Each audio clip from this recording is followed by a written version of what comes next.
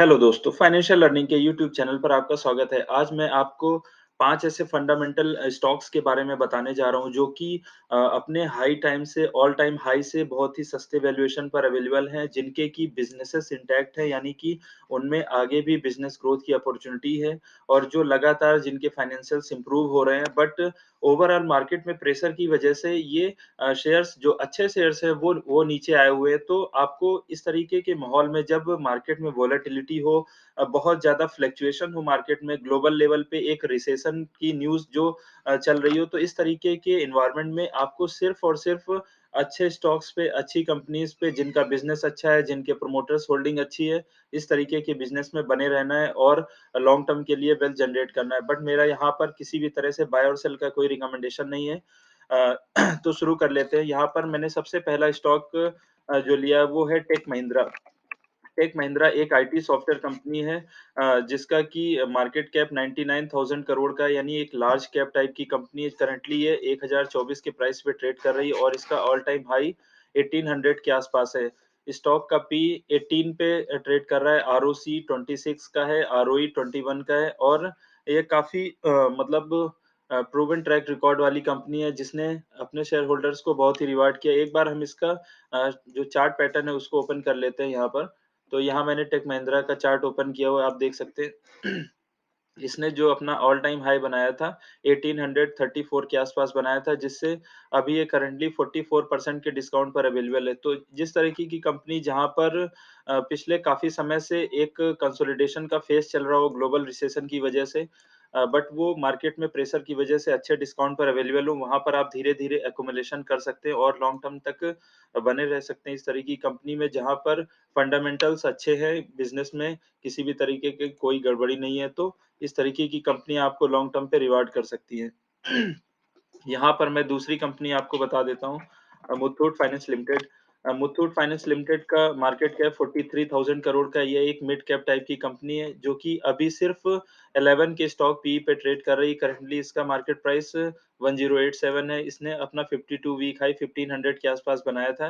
Company का ROC 14% है। ROE जहाँ पे एनबीएफसी या बैंकिंग सेक्टर की कंपनी होती है, उनमें आरओई का बहुत अच्छा रोल होता है, रिटर्न ऑन इक्विटी। तो यहाँ पर मुथूट फाइनेंस का आरओई 23.6% है। अगर एक बार हम इनके प्रोमोटर्स होल्डिंग की देख लें, तो 73% प्रोमोटर्स के पास है, 9% एफआईआईज़ के पास, 11% डीआईएस के पास और रिटेल पब्लिक के पास जस्ट 5% के आसपास की होल्डिंग है। एक बार हम इसको चार्ट पैटर्न पे ड्रॉ करके देख लेते हैं मुथूट फाइनेंस को। यहाँ मैंने इन ट्रेडिंग व्यू पर मुथूट फाइनेंस का चार्ट ओपन किया हुआ है, तो जो इसने ऑल टाइम हाई बनाया था वो 1700 के आसपास बनाया था, जिससे करंटली ये अभी 36% के डिस्काउंट पर अवेलेबल है। जब इस तरीके की कंपनी एनबीएफसी, जिनका कि गोल्ड सेक्टर पे मुथूट फाइनेंस का एक तरीके की मोनोपोली टाइप की कंपनी है, तो इस तरीके की कंपनी को 36% के डिस्काउंट पर धीमे-धीमे एक्युमुलेट करके लॉन्ग तक तक बने रह के आप अच्छा खासा गेन अचीव कर सकते हैं। तीसरी कंपनी यहाँ पर मैं आपको बता देता हूँ। जो थर्ड कंपनी मैंने यहाँ पर ली है वो है बर्जर पेंट। बर्जर पेंट का मार्केट कैप 56,000 करोड़ का है। करंटली ये 579 की प्राइस पे ट्रेड कर रही है। इसका ऑल टाइम हाई 799 के आसपास है। स्टॉक पी 59.5 है, जो कि इसके पीयर्स के जो स्टॉक है, एक बार आप देख सकते हैं। जैसे एशियन पेंट है, उसके कंपैरिज़न में काफ़ी कम है। कंपनी की एक बार इन्वेस्टर होल्डिंग देख लेते हैं, तो 74.99 या 75% प्रमोटर्स के पास ही, 11% एफआईआईज़ के पास, 3% डीआईएस के पास और 10% रिटेल पब्लिक के पास है। एक बार हम बर्जर पेंट के चार्ट पैटर्न को ड्रॉ कर लेते हैं। यहाँ मैंने बर्जर पेंट का चार्ट ओपन किया हुआ है, तो आप देख सकते हैं, जो बर्जर पेंट ने अपना ऑल टाइम हाई बनाया था 875 के आसपास था, उससे लगभग अभी 34% के आसपास डिस्काउंट पे ट्रेड कर रहा है। तो आप देख सकते हैं यहाँ पर, अगर हम इसको करंट प्राइस पे धीमे-धीमे एक्युमुलेट करें, तो लॉन्ग टर्म के लिए हम काफ़ी अच्छा गेन अचीव कर सकते हैं। चौथी कंपनी मैं यहाँ पे ले लेता हूँ, आरती इंडस्ट्री। भारतीय इंडस्ट्री फ़ार्मा सेक्टर की एक बहुत ही रिनाउंड कंपनी है, केमिकल सेक्टर की स्पेशलिटी केमिकल पे काम करती है। इसका एक फ़ार्मा बिज़नेस भी अलग से लिस्टेड होगा।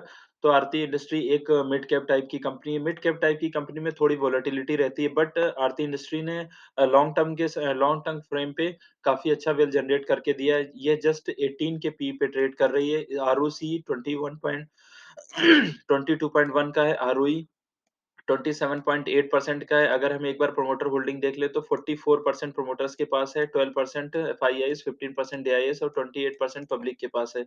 यहाँ पर पब्लिक की होल्डिंग थोड़ी-सी ज़्यादा है, बट इस तरीके की कंपनियाँ जिनका एक प्रूवन ट्रैक रिकॉर्ड है, जिनकी बैलेंस शीट बहुत स्ट्रॉन्ग है और जिनका पी&एल स्टेटमेंट भी लगातार इम्प्रूव कर रहा है, तो इस तरीके की कंपनी में आप बने रह सकते हैं लॉन्ग टर्म के लिए भी। यहाँ पर मैं आरती इंडस्ट्री का एक बार आपको ग्राफ ओपन करके दिखा देता हूँ।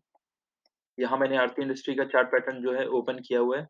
आरती इंडस्ट्री का जो ऑल टाइम हाई बना था 1170 के आस-पास बना था, उसके बाद से कंपनी में एक डबल बॉटम लगाकर नीचे आना शुरू किया और अभी लगभग 48% के डिस्काउंट पर अवेलेबल है। अगर इसको करंट प्राइस से इसके ऑल टाइम हाई तक के लिए ही होल्ड कर लिया जाए तो लगभग 90% का गेन निकल के आता है। जब मैं इस तरीके की किसी कंपनी के बारे में डिस्कस कर रहा हूँ तो मेरा बाय सेल का कोई रिकमेंडेशन नहीं, आप अपने हिसाब से इस तरीके की कंपनी को स्टडी पर्पज़ से देख सकते हैं।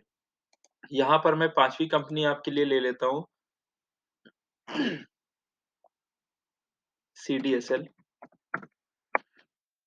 सीडीएसएल जो कि डिपॉजिटरी बिज़नेस का काम करते हैं यानी डीमैट अकाउंट जितने भी डीमैट अकाउंट्स इंडिया में ओपन होते जाएँगे सीडीएसएल या एनएसडीएल इस तरीके की कंपनी जो डिपॉजिटरी यानी कि कस्टमर्स का सारा डेटा स्टोर करती हैं और उसके ओटीपी वगैरह जनरेशन में या सेल करने में जो डीमैट अकाउंट की होल्डिंग में काम करते हैं, इस तरीके की कंपनी का आगे ग्रो होने की बहुत ज़्यादा पॉसिबिलिटी है। अभी एनएसडीएल मार्केट में एज़ सच लिस्टेड नहीं हुआ है, तो सीडीएसएल के लिए अभी मोनोपोली टाइप की कैपेसिटी एन्जॉय कर रहा है, मार्केट कैप 12,000 करोड़ का है, मिड कैप टाइप की कंपनी है, करंट प्राइस 53 पे चल रहा है और ये अपने 52 वीक हाई से भी काफ़ी डिस्काउंट पे अवेलेबल है। स्टॉक P40 का है, कंपनी का आरओसी 41.4 है, आरओई 31.6 है। जब किसी कंपनी का आरओसी, आरओई 40% है तो अपने आप में बहुत ही अमेज़िंग बात होती है किसी भी कंपनी के लिए। एक बार हम इनका पी&एल स्टेटमेंट देख लें तो यहाँ पर कंपनी की सेल्स 577 जो 12 ट्रेलिंग मंथ पे है और इसका नेट प्रॉफिट 300 करोड़ के आस-पास निकल के आया है।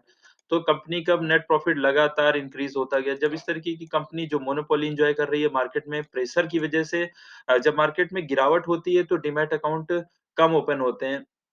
तो उस ड्यूरेशन पे इस तरीके की कंपनी थोड़ा-सा नीचे आती है, बट चूँकि इनके बिज़नेस बहुत स्ट्रॉन्ग है, फंडामेंटल लगातार इम्प्रूव हो रहे हैं, तो इस तरीके की कंपनी में आप लॉन्ग टर्म के लिए होल्डिंग बना सकते हैं और थोड़ा-थोड़ा करके एक्युमुलेशन स्टार्ट कर सकते हैं। पहले आपको इनको स्टडी करना है, इनके बिज़नेसेस को देखना है। अगर आपको इनके बिज़नेसेस अच्छे लग रहे हैं, तो आप इनमें अपनी होल्डिंग ले सकते हैं। मेरा यहाँ पर किसी भी तरह बाय और सेल का कोई रिकमेंडेशन नहीं है। आप देख सकते हैं कि इसने जो ऑल टाइम हाई बनाया था 41 के आस-पास बनाया था, उससे करंटली अभी 34% के डिस्काउंट पर ट्रेड कर रहा है।